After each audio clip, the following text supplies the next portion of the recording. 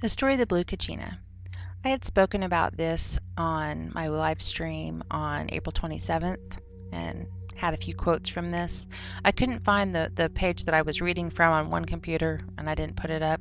So I'd like to go ahead and read this now. Although I've looked at this website many times about the Hopi Prophecy and many other things, including the Book of Enoch, it also talks about archons. This website is full of really great information. I do want to give credit for looking at these last few days to the Naughty Beaver channel on YouTube. He does a lot of prophecy regarding the end times to come, Nostradamus, things of that nature. Very brilliant channel. I watch every video that he has ever made. He recently had his channel removed and he has some new videos up. So, you know, if you look at it and say, well, he hasn't been doing it very long, well, he actually has. He's just one of the many who had their channel removed. But anyway, I thought I would go ahead and read an excerpt from this, and that way, and also give you the website, and that way you can find it yourself. The following is an excerpt from Last Cry Native American Prophecies and Tales of the End Times by Dr. Robert Ghost Wolf, 1994 to 2004. It has appeared in numerous articles over the web and in magazines over the world. The story of the Blue Kachina is a very old story, very old. I've been aware of the story of the Blue Kachina since I was very young. I was told this story by grandfathers who are now between 80 and 108 years of age. Frank Waters also wrote about Sakwasaho, the Blue Star Kachina, in the Book of the Hopi. The story came from Grandfather Dan, oldest Hopi. And I know I probably mispronounced that very badly. Please forgive me. It was told to me that first the Blue Kachina would start to be seen at the dances and would make his appearance known to the children in the plaza during the night dance. This event would tell us that the end times are very near. Then the Blue Star Kachina would physically appear in our heavens, which would mean that we were in the end times. In the final days, we will look up in our heavens and we will witness the return of the two brothers who helped create this world in the birthing time. Poganghoya is the guardian of our North Pole, and his brother Polangahoya is the guardian of the South Pole. In the final days, the Blue Star Kachina will come to be with his nephews and they will return the Earth to its natural rotation, which is counterclockwise. This fact is evidenced in many petroglyphs that speak of the zodiac and within the Mayan and Egyptian pyramids. The rotation of the Earth has been manipulated by not so benevolent star beings. The twins will be seen in our northwestern skies. They will come and visit to see who still remembered the original teachings flying in their patawotos, or flying shields. They will bring many of their star family with them in the final days. The return of the Blue Kachina, who is also known as Nangasohu, will be the alarm clock that tells us of the new day and new way of life, a new world that is coming. This is where the changes will begin. They will start as fires that burn within us and will burn up with desires and conflict if we do not remember the original teachings and return to the peaceful way of life. Not far behind the twins will come the purifier, the Red Kachina, who will bring the day of purification. On this day, the earth, her creatures, and all life as we know it will change forever. There will be messengers that will precede this coming of the purifier. They will leave messages to those on earth who remember the old ways. The messages will be found written in the living stone, through the sacred grains and even the waters.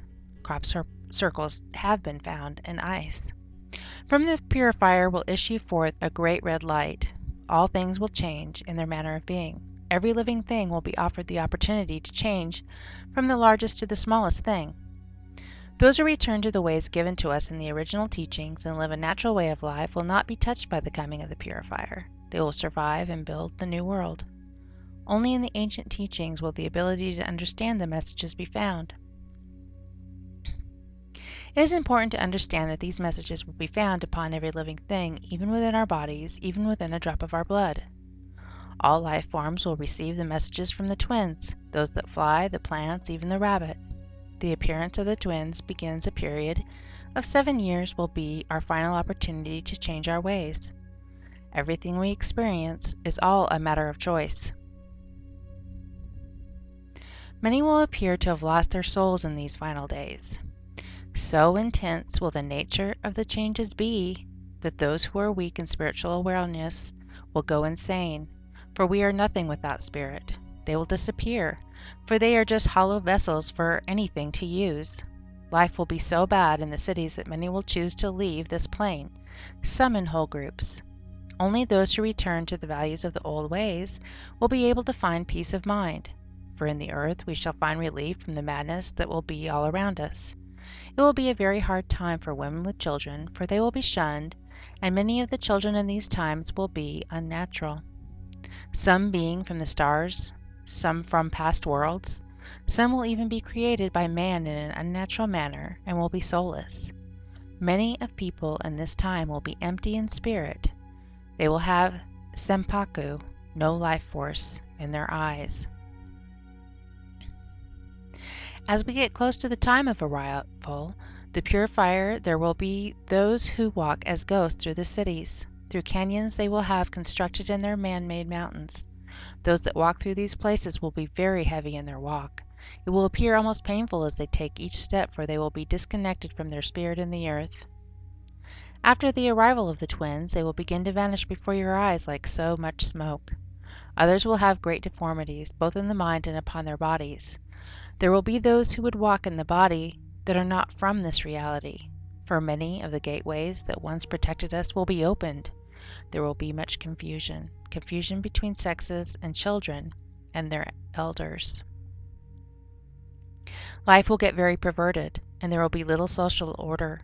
In these times many will ask for the mountains themselves to fall upon them just to end their misery. Still others will appear as if untouched by what is occurring. The ones who remember the original teachings and have reconnected their hearts and spirit. Those who remember who their mother and father is. The Bahana who have left to live in the mountains and forest. When the purifier comes, we will see him first as a small red star which will come very close and sit in our heavens watching us to see how well we have remembered the sacred teachings. This purifier will show us many miraculous signs in our heavens.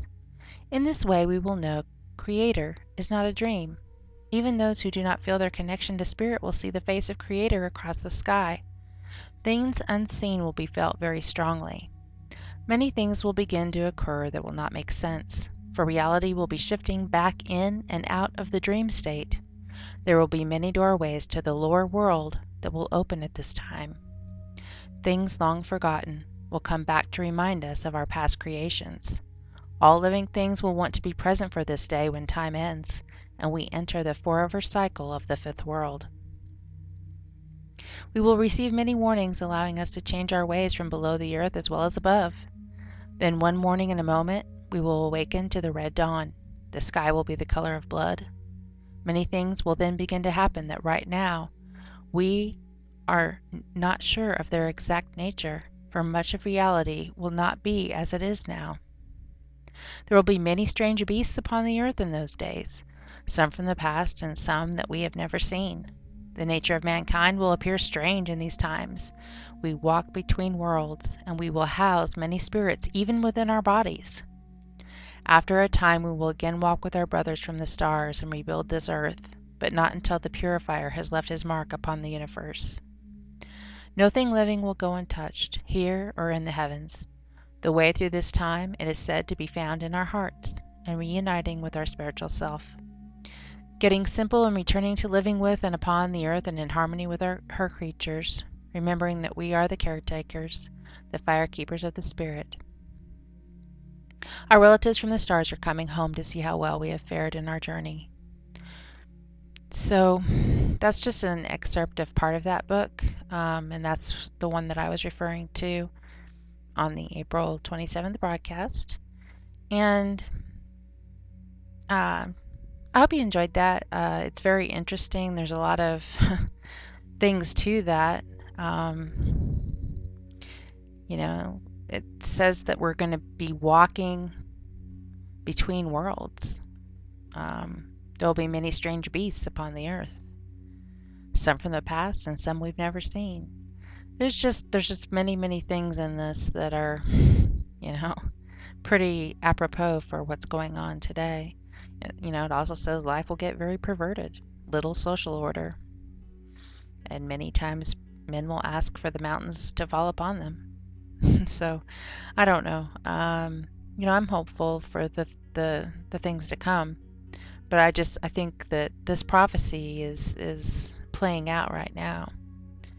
And so I just wanted, when I talked about it in my stream, I just wanted people to be aware of it at least, and look it up yourself. There's many other places you can find it, but I'll give this website the link in the description. I hope you all have a great day, and God be with you.